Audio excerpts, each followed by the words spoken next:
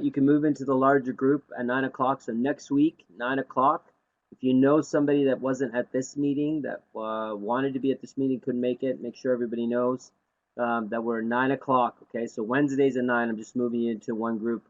We have another group from Toronto, so you can let them know. You know, it's good to put your first name and where you're from, so people know where you're from, and we'll just do the group all together. Okay. I also run a stock call on Mondays, but I think that again you should focus on real estate. When you feel more comfortable with real estate, things are moving along, you're more than welcome to join that. Okay, I'll mention that again in the coming weeks. So everybody knows now 9 o'clock, correct? 9 o'clock tonight. So Wednesdays at 9 o'clock. Okay, so what I'll do is, so this is the YouTube link. You can click on that. Everybody can click on that, subscribe to it, and then you'll know when the new videos come up. So everybody can do that now. Go ahead and click on that, subscribe, and you'll see, you'll be able to be alerted when the new videos come up, okay? So I'll give everybody a chance to do that. So click on it and then hit the subscribe button, and then you're good to go.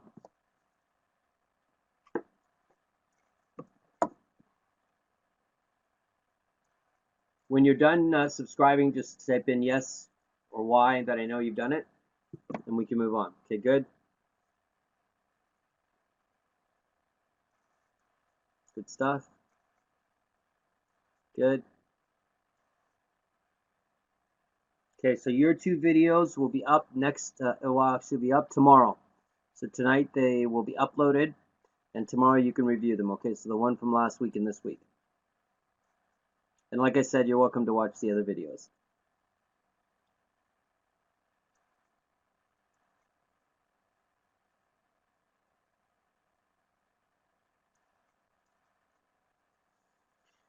Good stuff.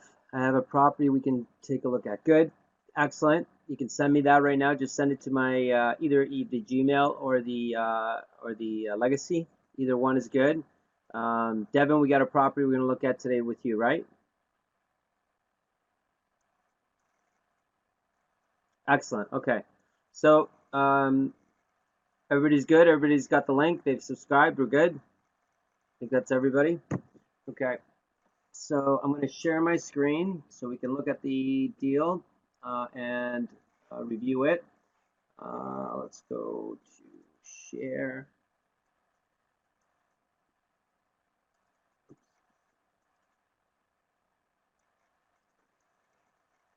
Okay. Okay, here we go. Everybody see that okay? Yeah, for sure. Send it to me. Send it to me now.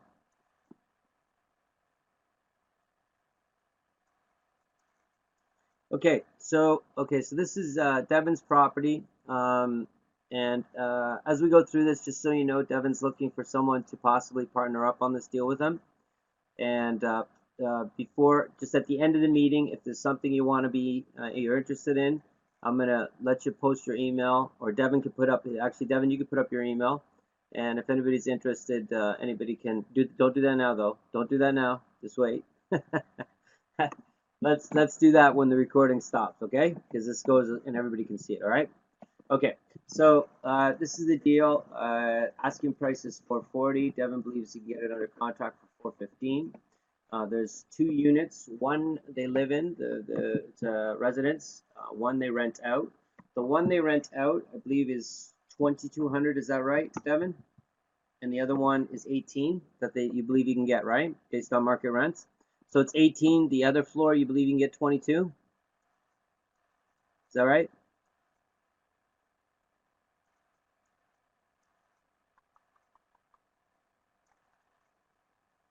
Location is Winnipeg.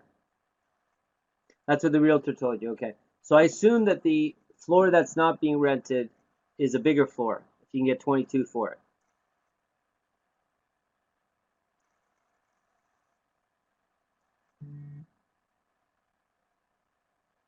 Main and basement. Okay. So it's the rent. So combined, the two units will bring in $4,000. Okay, $4,000. Hey Rodrigo, I got yours. I got your property. Wes, did you guys send me yours? Wes and Tabitha. Okay, Rodrigo, I got yours. Good. Okay, we'll come back to that. Yep, Rodrigo, I got yours, so we'll wait for the other one, but we'll do this one now. Okay, so what I've done is the vacancy maintenance property management, we've done 20 for that. Okay, so 5, 5, and 10, right? And I've just estimated, these are actually zeros. I've estimated 20% in expenses, okay? 20% in expenses there. And when I put those together, the estimation is 28,800 would be the net operating income. Okay, so net operating income 28,800. Unless 20, not 25. Well, I'm estimating, Devin. I mean, I could put 25, but I think 20 because we're looking at basically taxes, insurance for that, right? Because they're going to pay their own bills, correct? It's not inclusive, right, Devin? Or is it inclusive?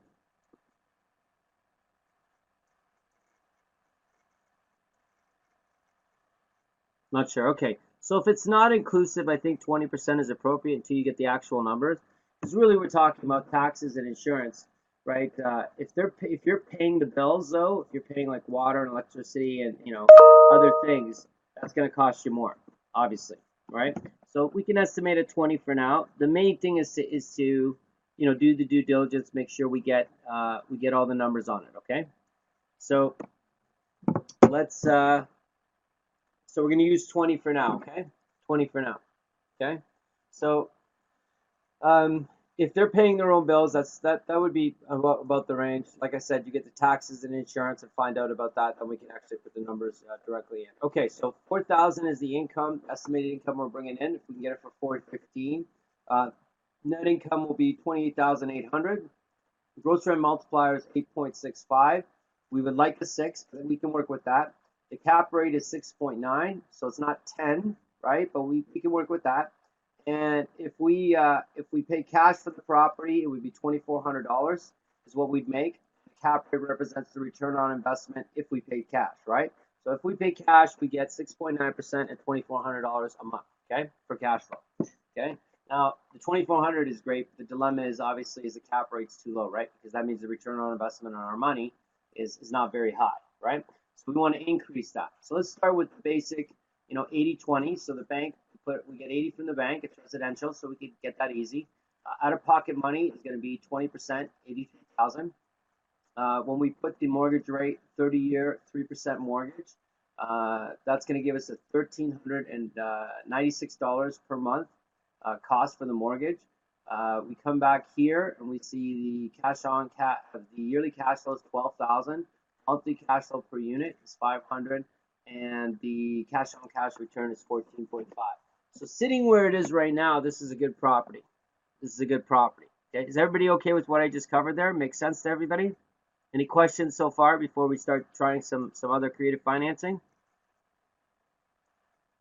Okay, so the question becomes, since we're bringing in at $500 per unit, that's quite a bit of cash flow. Quite a bit of cash flow. So a couple of things I wanted to test out on this property.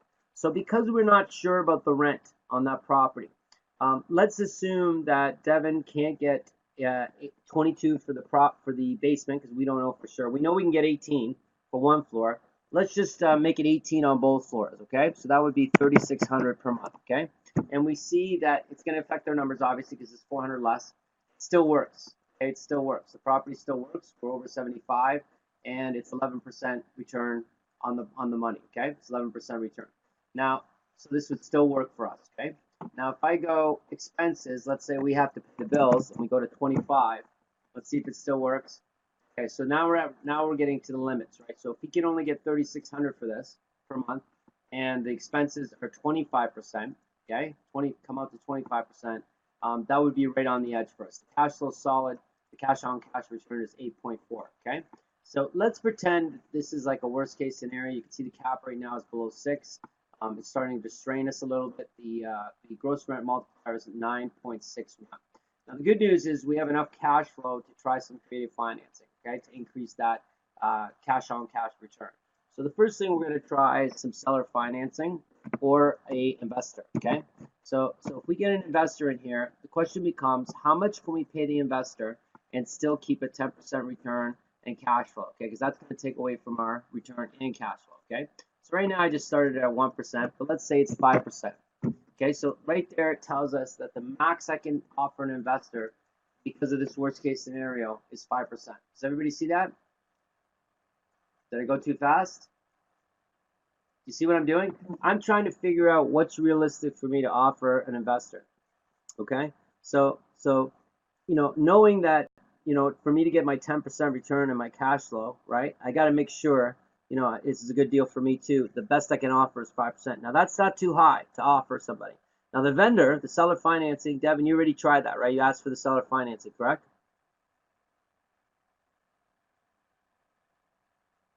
Yeah, so there was a no to that, but I'm glad, Devin, that you asked. That's awesome that you asked. Tabitha West, actually, if you don't mind me mentioning, Tabitha West, we had a conversation last week. I believe it was last week, and we were talking about some property you're looking at where they're actually offering seller financing, correct? Yeah, so it's out there. It's out there, folks. I mean, Tabitha West, we're looking at some units, some properties there. And they're looking, yeah, they're offering a VTB seller financing, so that's awesome. So that helps with the opportunity, but it doesn't mean we can still, it doesn't mean it's a good deal because there's a VTB. But obviously, the easiest way to get financing for a property is through the VTB, so that helps us huge with that. So what can we do? Well, if we go back to the 4,000, if we could get the 4,000, we come down here and we see, well, it would work. There's more room here because now I can offer a higher return. So can I go to 10? So look at that. If I can get the 4,000 per month, I can actually offer an investor 10% and still be 12.9% and 2,200 per unit. Okay, everybody see what I did? So that was the rent. If I can get the rent to 4,000, then I'm okay. I can offer an investor. I'll put 10% up. They'll put 10% up, and I'll still make 12.9%, and I'll still make $222 per month. Okay. If I can expenses, if I can get the expenses down to 20, let's say that they're paying their own bills, and I figure out, okay, I'm only paying 20%. Look at this. It's actually, with the 4,000, let's assume we get the 4,000, but let's say if we said 3,600. So the expenses went down, and so did the rent. So the expenses went down was positive. The rent going down is not great, but still we can offer somebody 10% return on their money, still make 11% at 202, right? Let's see if we can go 11%. We could actually go, look at that. We can go 12%. We can offer someone up to 12% return on their money, secured with the real estate, as a second mortgage on it, and still make 172 per unit, and still make a 10% return. Okay, so right now, Devin, you can see that the deal you got so far looks really good. Looks like a really good deal. A lot of flexibility, a lot of different things we could do with the property. Okay. The other option is to, if we get an investor, right, who will put up the money, 20% in the mortgage, and just put up the money in the mortgage and split the cash flow. Okay, so this cash flow, the return is infinite. The cash flow you'd be splitting each is $266 per month because there's 2 units, right? That's per unit. So you'd be sharing in the cash flow with the investor. They would make $266 per month. Now, if we go over here, and we see that the investor puts up $83,000. Their cash flow is $266 per month. Okay, capital gains. That's the assumption that we sell it in 5 years, right? We sell in 5 years, right? They would make $47,000, and the total income would be $53,000. Their return on investment as an investor would be 64%. 65%. Does everybody see that? See how we use that right there? Okay, so actually, we go 60 months. Excuse me, that's 60 months because 60 months, it would be 60 months because we're going 5 years. Okay, so if we sold it in 2 years, let's say, 0, and we went the average, which is 6, the investor would be looking at 67%. Why do you split the cash flow? I thought you just make the payments. What do you mean? You mean, but this investor is giving you the money with no interest. You see that, Devin? There's no interest on that. They're coming in as a partner. You see that, Devin? They're putting up the mortgage, Yeah, I see. They're putting up the mortgage, so they're going to get the mortgage. They'll put down the down payment. You take care of the property, right? So you're taking care, of all the issues with the property if there is any. Obviously, we have property management for that, but it's basically they're a partner in the deal. You found the deal, you put it together. They're looking at 67 because that's important for them to look at, right? Because they're splitting the cash out to 66. Overall, in 2 years, it would make 67% return on their money. Okay, 67% return on their money. Okay, does that make sense? So what they're doing is everybody's getting basically half, so half of the profit from this, right? The capital gains, you each get that, and half the 266.52. So they would make 39,000, half of this, right? In total income, because they're going to make 15,000 in cash flow, they make 55,000. So 55,000 divided by their money, which they put up 83,000, which we have right here. The investment 83,000, they'd make 67%. Does that make sense to everybody? Okay, good. Okay, good. So that's how we use this part right here. Okay, these two parts are really for an investor, so we can explain to an investor. Now, we could just get someone to put up the money, right? If we did that, and they put up 20%, they'd have to charge us an interest rate. Let's see what we can do. So if we charge 10%, it's too much, right? So if they put up 20%, the down payment, that would be too high for us. We couldn't afford that. So let's go to 5. We can go to 7 maybe.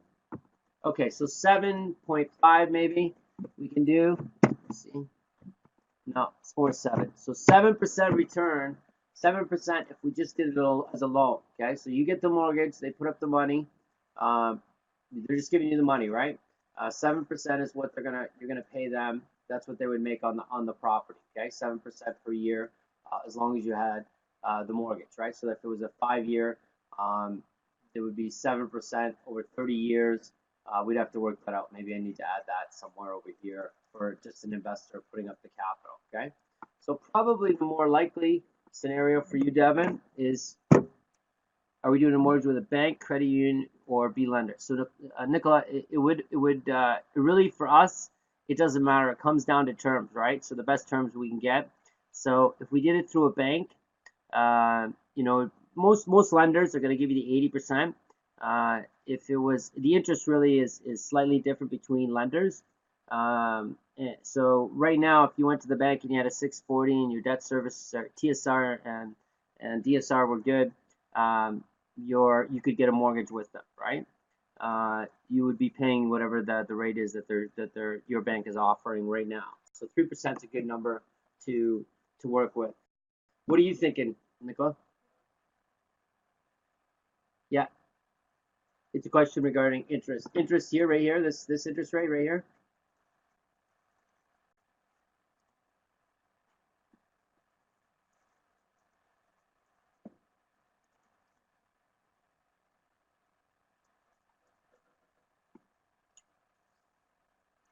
So why B lender might have, yeah, you're right. Nicola's saying basically you might pay a higher interest rate with a B lender, and he's right. The B lender is going to charge you a little bit more. So yeah, absolutely, that would be something to be considered.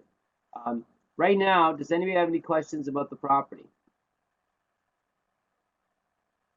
Devin, are you good? And I'll give you next steps, okay?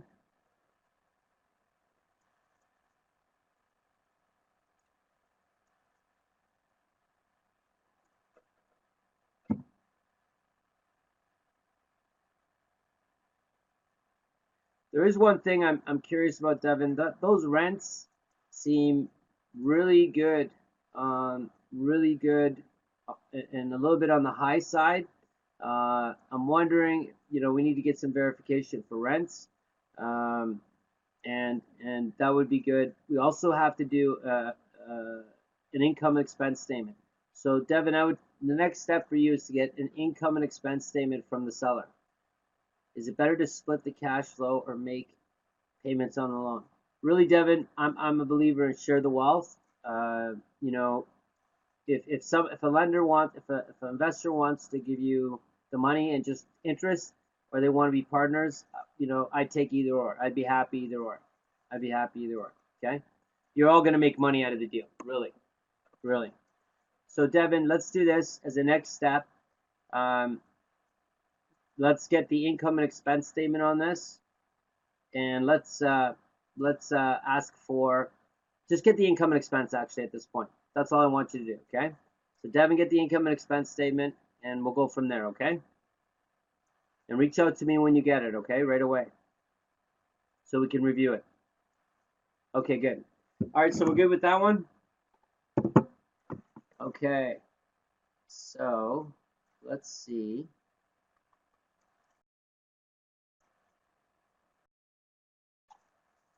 Okay, we're opening up, this one's going to be Rodrigo's property. Okay, as soon as it comes up.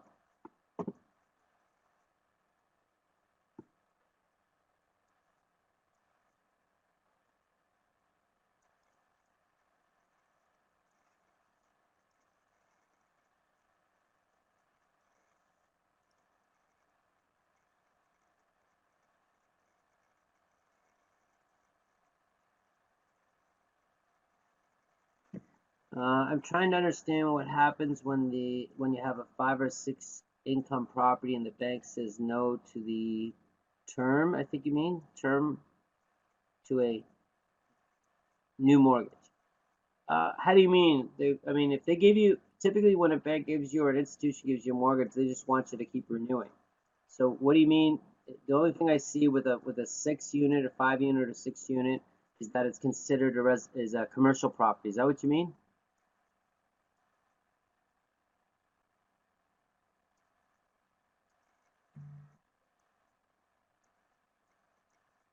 If we have 5 mortgages. Oh, you mean in your own name?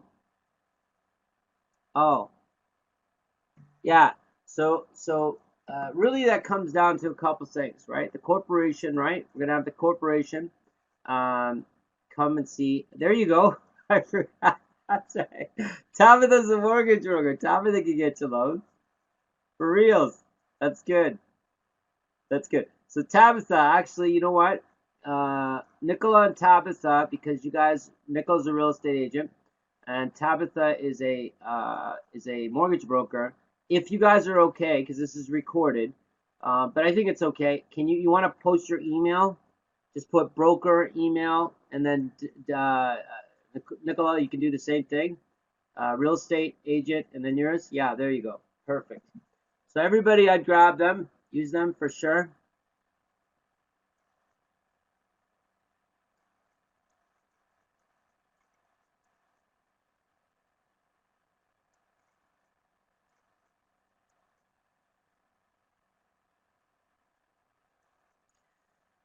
Good. All right. So we're opening up. Here.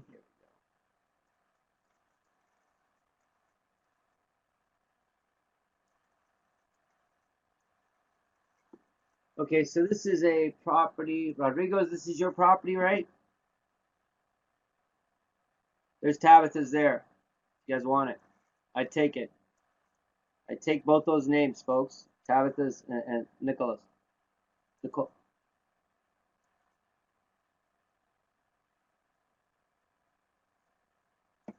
Okay. So we're looking at Rodrigo's. I see this property is 164. Hold on one sec. So give me 1 second, folks.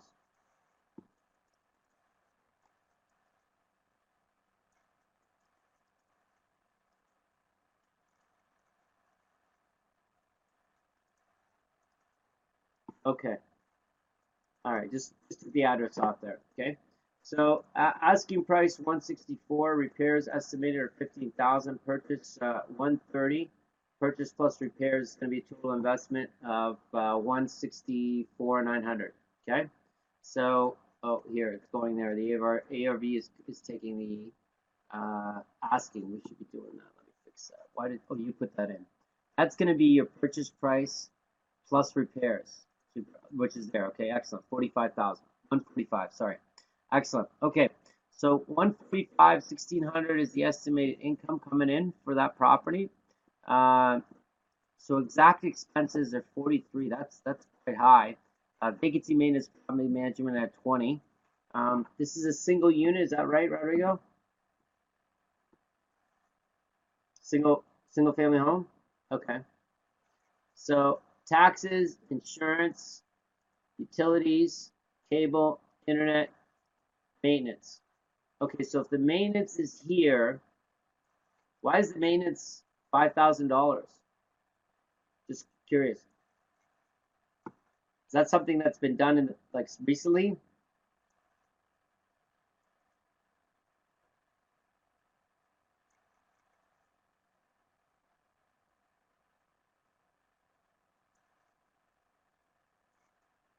Sorry, it was $380 a year. Okay, so like that. That's what you mean, right? Okay. Okay. So $380 a year, but maintenance, is that over and above this maintenance here? Because we have maintenance already.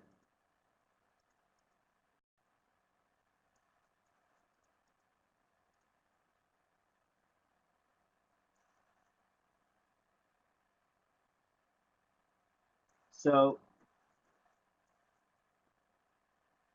it's not over. So let's make this a 0 for now. Okay. And when we come back here, this number will be healthier. There you go, 20.8 and 20. The one thing I wanted to ask you is taxes a little bit higher on this property than 1%. Insurance is low though, so that's the upside, I guess. The insurance on this property is $600 a year. Okay. Utilities. So you're paying utilities, not them. This particular utility. What utilities are you paying for? That's so that land the tenant is not paying for utilities.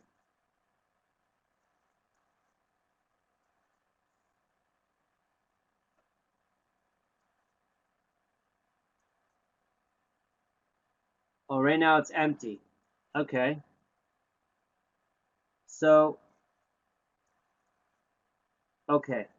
So last time this property was rented out, they got $1,650 for it. Is that right?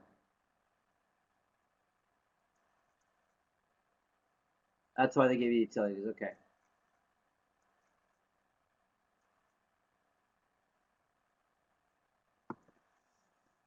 So it was rented for $1350. That sounds more realistic to me than $1,650 for a $150,000 house. Who told you you could get that? You could get 16. 1650. I think you had.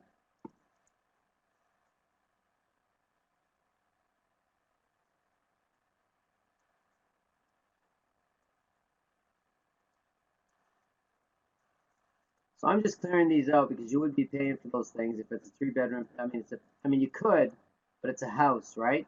So taxes and insurance really is all you're paying, plus obviously the vacancy maintenance and property management on the property. Okay, so when I put in that and I put in the 1350 instead of the 16, if we put 15K on a rental, we can increase to 1550 to 1650 plus utilities.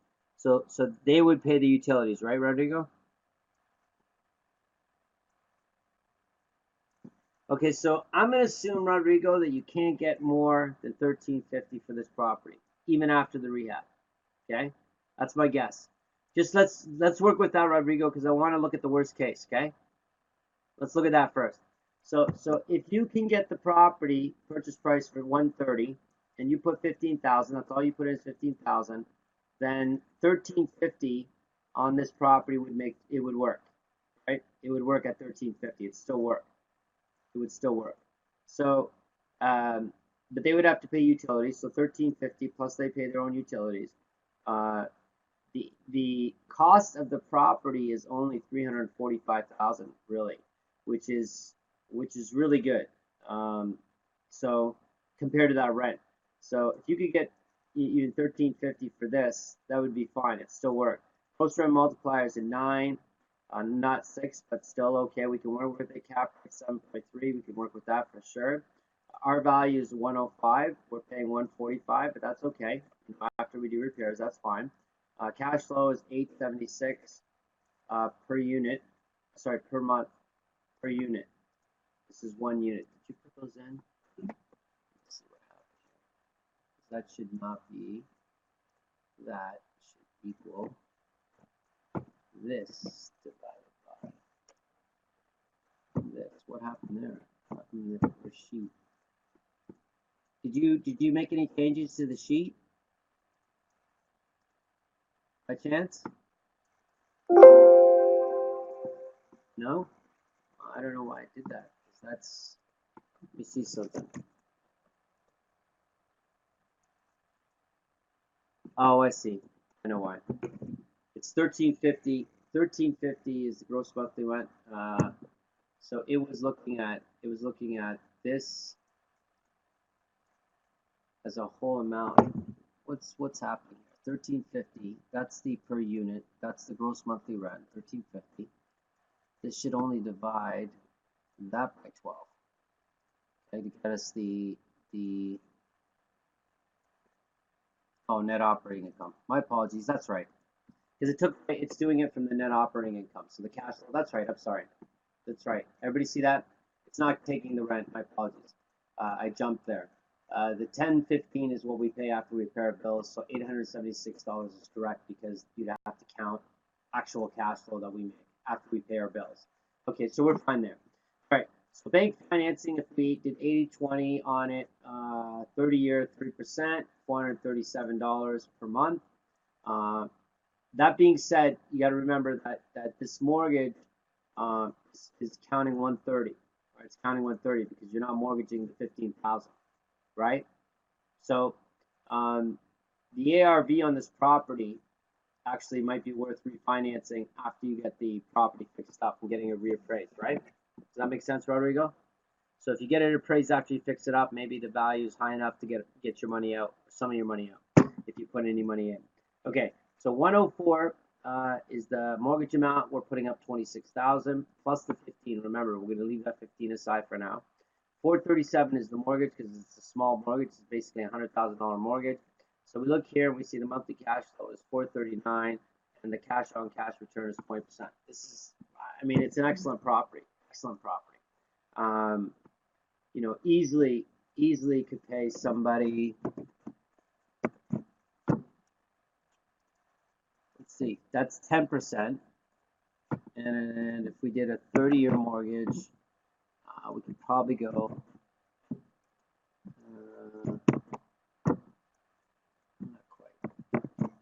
So 16% you could pay interest on someone who lent you the 26,000 up to. I'm not telling you to get 16%, obviously. But I'm saying this property is pretty healthy. Now, your 15 grand is not accounted for in here, right? So the 15,000 would be aside. If you borrowed that money too, this interest would be too high for paying somebody, giving somebody that much money. I could tell most of you this. If you're doing a real estate deal in the beginning, they're probably going to want you to put up a little bit of your own money. Okay, so you have skin in the game, especially when you're just getting things started.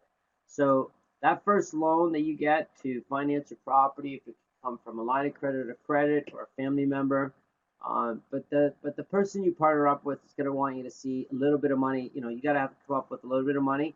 That's why they really like this setup, the 10 and 10. Okay, because they like to see that you put up a little bit of money yourself. Okay, does that make sense to everybody? You know, when you're first getting in there, you know, people like to see that you're in the game too, right? That's just the way it is, right? So, you know, this property, I can tell you this property is, I mean, the numbers look excellent for this property.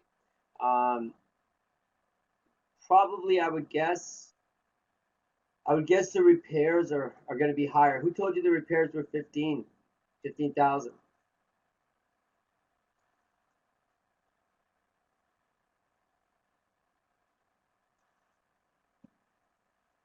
Oh, you estimated.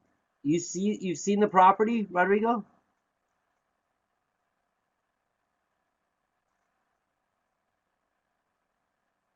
Just on pics. Okay. Let's do something here, okay? Let's double that to 30,000. let's see this. 30,000. Okay. Let's see. Even if you doubled that, it would give you up to 160. So let's say that you got it for 130. I got an idea. Let's go 0 repairs and 160. Like you mortgage the whole thing. Let's see something here. It still works. We give somebody 10%.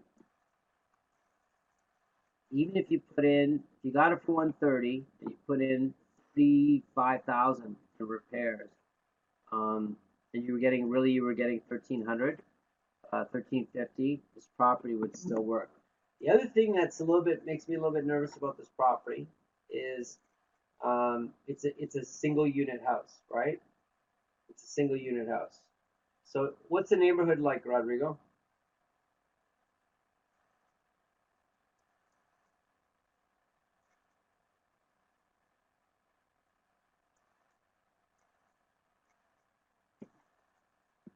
A lot of townhouse. This is a townhouse?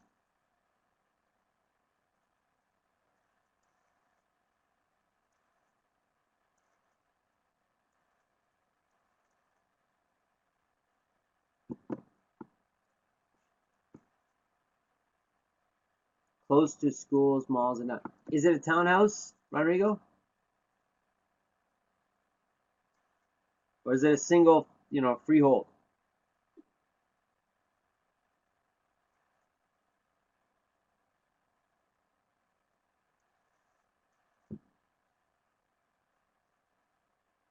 Semi. Okay. Is there any, condo fees or strata fees? It's not part of a group where there's some sort of monthly homeowners association type fee?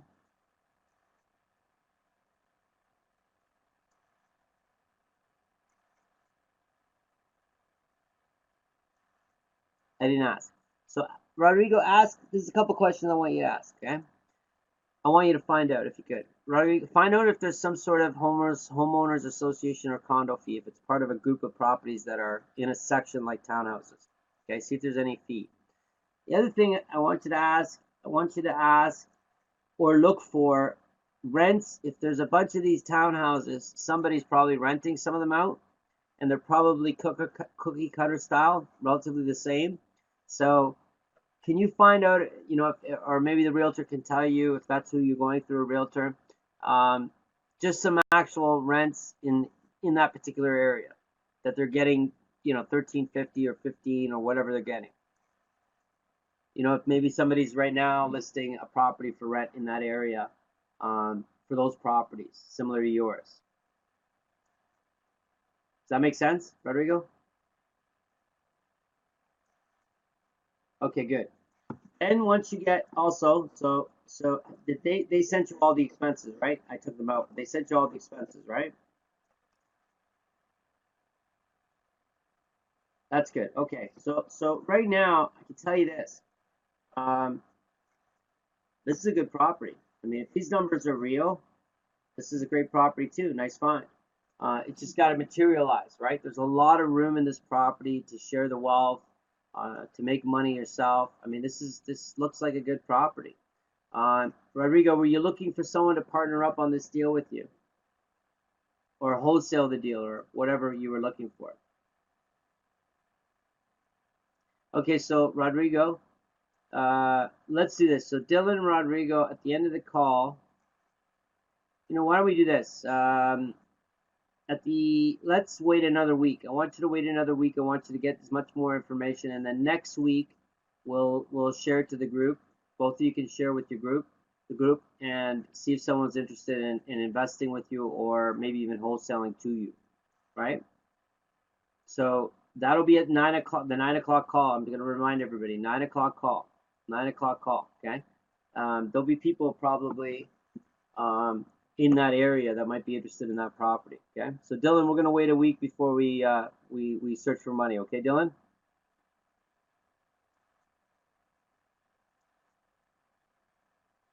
So Rodrigo, Devin. I'm sorry. My apologies. I had a student, Dylan, from Colorado, actually. Sorry about that. So Devin, we're good next week, okay? You're going to represent with the extra information, the income and expense statement on the property, and any verification of rents would be wonderful too, okay? So both of you know what you got to do for the week, so we can represent it to the group at 9 o'clock, okay? And both of you, I would suggest possibly looking and considering even wholesaling the properties, right? To another investor, maybe wholesaling them for $5,000 or something like that, right? Or a partnership. I would be open to anything because both those properties that I saw were pretty decent properties. Okay, so an income and expense statement. Yep. Already good. All right. Any questions on this property from anybody? Any questions?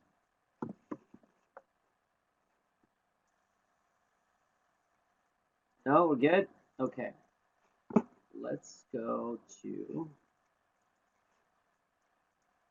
Okay, with Tabitha and Wes, we're going to look at yours next. Okay. Let's get this one open. But the property has been on the market for a long time. How will you be able to wholesale it? What do you mean, Devin? Devin, once you get it under contract, you can wholesale it. So it's okay, Devin. Don't worry about it. You'll be fine. Just get that information for me. If the numbers look right, we'll get it under contract. Okay. Same with you, Rodrigo. Okay. Get it under contract, and then if another investor, maybe somebody wants the property, right? Yeah, I mean, somebody wants the property, they're interested in the property, or even partnering up. There's some good opportunity. Both those properties are decent properties, a lot of flexibility. So definitely something we can share with the group, see if somebody's interested. Okay. Both of you though this week, I would both of you I would consider also consider try to fund the property on your own with your own contacts. Okay, with your own contacts. Okay, both of you work on that this week. Okay, you got an opportunity. You could share it maybe with family or friends that are interested in getting involved in real estate. Okay, obviously there's going to have to be contracts and agreements and lawyers and stuff to make sure, because like it would any other investor. But both of you, considering you're sitting on something that's looking pretty good, it would be a good idea to do that. Okay, always look to raise money when there's an appropriate opportunity. Okay, so right now, I'm gonna put pressure on you to see what you can come up with yourself. Okay, we'll still present to the group and stuff, but I want you to work on that too. Okay, you good, Devin, Rodrigo? You good? So you're gonna try to raise capital yourself too this week. Good, excellent. Okay, so let's look at Tabitha's and Wes's property here. I'm gonna use this sheet.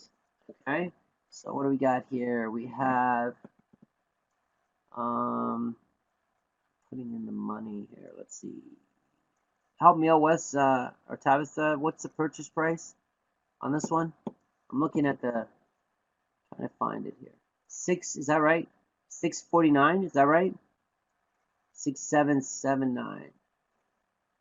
So let's see.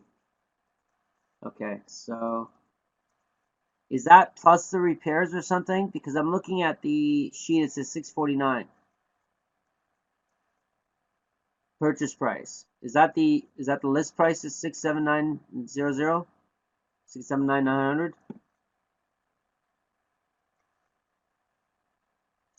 That's what we will. Okay, all right. So that's good. Okay, so let's go 679,900. Okay, that's fair. That's not a huge discount.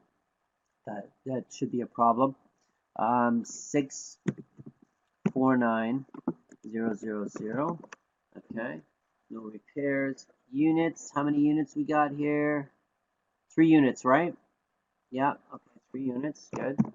All right. Gross rents for all of them monthly looks like 31, 35.95. Is that right?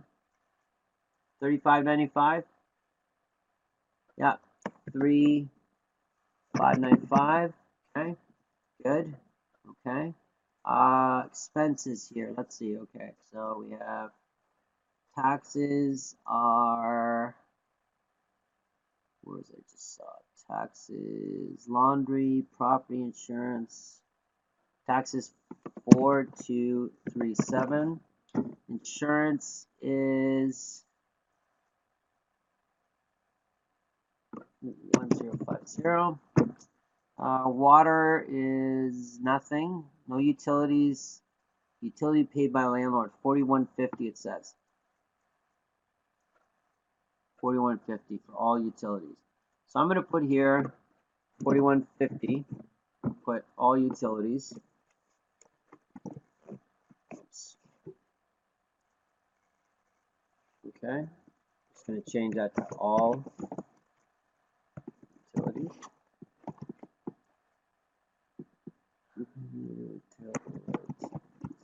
All right. Okay. 41. Okay. I see here it says that the management is 33,019. And it says 7% of gross annual income. That's 7% of annual income. So instead of, okay, so the management in this area, you can get it for 7. Is that right? Is that what they're saying? The current one? Okay, we'll take it. It's red because, you know, usually we see 10, right? Okay, let's see.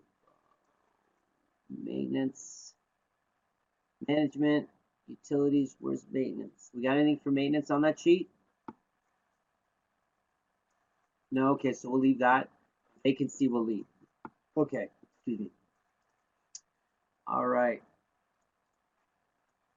Okay, so, all right, so gross rent multipliers, it's pretty high, it's 15. Cap rate is 4.2, that's right up, that's pretty low. We'll see what we can do with this. Let's start with the regular 80-20. Let's see what we can do with this. Okay. Okay, so it's not producing enough income to make it work. Because there's not enough income after we pay vacancy maintenance, property management, and expenses. We're looking at 27,178, which would put us at a pretty low return. Once we add financing in there, it doesn't look like much is there. Any other thoughts on this or anything else? I'm thinking the real problem is this right here, the utilities. Okay, give me 1 second. My apologies.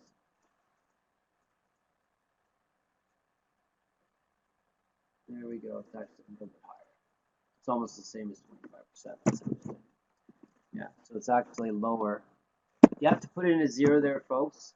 Remember that. If you're putting if you want the expenses to be added up, because right when you put 25 or any number in here, it's going to take this number. Okay, remember that. So this needs to be a 0 for it to add up these ones. Okay. So when we're estimating, we'll put it in there. But if we know the expenses, always make that 0. Okay, make that 0. Okay. All right. All right. Here we go. So what are your thoughts on this? Yeah, I think the property doesn't produce enough. I think the big problem is the expenses. This expense, like if we could get rid of this, I mean, even that's pretty well. No, it's pretty tight. This one's too tight.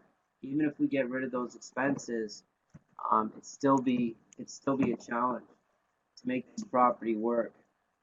Yeah, I think it's not enough. There's not enough there. Even if I added financing, some creative financing, it'd make this worse right now because there's just not enough room, right? Because the cap rate's so low at 4.7. Does that make sense? See, when you get in those cap rates of those low cap rates, there's really, I mean, you can't finance it. And if you can't finance it, how are you going to make double-digit returns? I mean, if we could, like, to give you an example, like, see, 4.7, think about it. If the cap rate's 4.7, and this is to everybody, keep this in mind. Cap rate's 4.7, and we're getting charged 3% for. So wait, 4.7 is no good because we're not gonna pay cash for this house. Not for 4.7% return. We can do better than that. But the 4.7 doesn't allow us to finance either because it'll wipe out so much of the cap rate, the return, by financing if there's not much left over, as we can see. That's with us. This is with us, by the way, taking away that expense. When we put those expenses back, it's $4 basically. We do the conventional 3%. We're making about $4 per unit per month, so $164 a year. What's more important, ROI or cash flow per unit? So I would say to you, to everybody, first and foremost, we don't want less than 100 per unit, and we want double-digit returns, so 10 or higher, right? So this is kind of the guide we're using here, right? You know, it wasn't too long ago, 75 was okay, but I think that we need to be a little bit more aggressive. 100 per door and 10% per unit is right. We didn't really change the double digits. We like the double digits, 10% or higher. I would say to you, ROI is more important than cash flow because it frees up more of your cash. That being said, Devin, you can't go below double digits. You don't want to go below double digits. It's not worth the risk. Does that make sense to everybody? It's okay. And if the only other thing I would say to you is, let's say, Devin, you needed 1 or 2 more properties to get out of the rat race, and you chose cash flow, a higher cash flow than return. So you're still above 10. You're at 10, but you chose higher cash flow instead. I could totally understand that, right? You're trying to get out of the rat race. What do you put in vacancy rate for Airbnbs? That one, I mean, that's really gonna be on the history, Tabitha and Wes, on the property. I tell you this, you wouldn't want to be wrong on that one. So a lot of those things are more popular during seasons and holidays and stuff. You know, it could be empty 50% of the time. So a little bit of history would be nice. You know, Airbnb, you can do a little research with them. I'm sure they have some stats on their vacancy rate, but I'd be really erring on the side of it's going to be more empty than I think, kind of thing. Just because if it can make money, say at a 50% occupancy rate or 50% vacancy rate, and this is just an example, unless you have the data, you know, you got to be careful that you're not paying too much for that, right? I know Airbnbs are very attractive. They can be attractive, and there's some turnkey opportunities with that, working with them. That being said, you just got to make sure that you're not buying a property that's going to be more vacant than you anticipated, right? Does that make sense? Just want to be careful with those ones. You just don't want to, you don't want to be caught, you know, where you think you're making money on this thing and you're not, okay? All right, so any questions on this property? So Tabitha West, you good? I think this one's a little bit too pricey for the return. Okay, good. Anybody else? Any questions? Okay, so we are wrapping up. We're wrapping up for today's meeting. I hope everybody got something out of today's meeting. Yes, I hope you learned some things and you gained some stuff out of it. George, I saw you come on a little bit later. George, did you get the link?